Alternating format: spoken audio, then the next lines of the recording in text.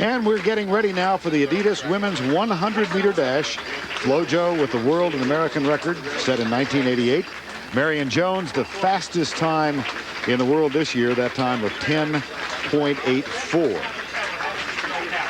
Carlette Guidry of the United States was a champion in Portland last week with a time of 11.13. She has 2 gold medals in relay events. She would like nothing better than to earn a third.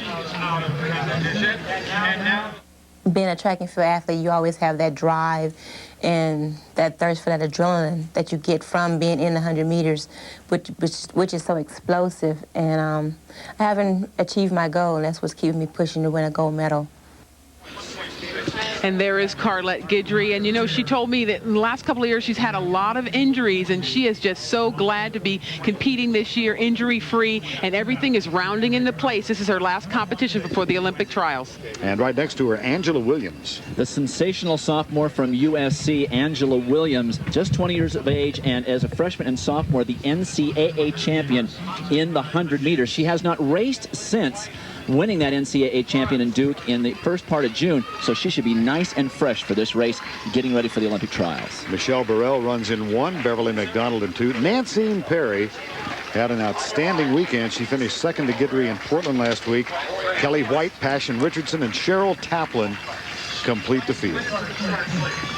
You know, the women's 100 meters is kind of open. Of course, everybody looks to Marion Jones to be leading the way. But after that, there are 2 more spots left, and there are an awful lot of women who have the ability to make the team. Well, how about the person we haven't seen all year, and that's Inger Miller, who was second in the World Championships 100 meters and won the 200 at the World Championships. She's been running in Europe, but she's really rounding into shape slowly. Williams in 4 with a good start. Angela Williams only 5 feet 1.5. She's got the lead. Here comes Guidry. Williams tries to hold her off. Guidry with a great finish.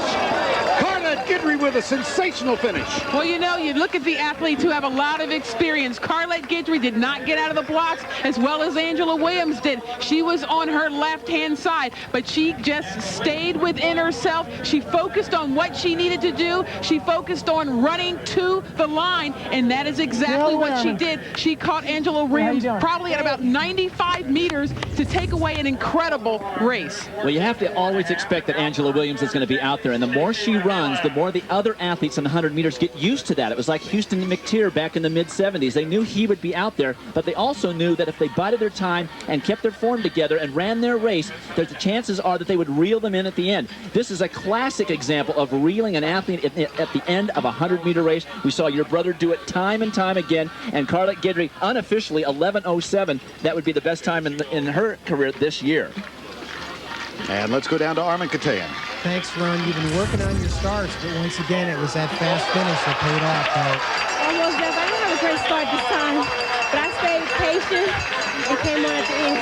You've been talking about trying to win that individual goal. You have those 2 at home that are from the relays. You feel like you're getting close to it?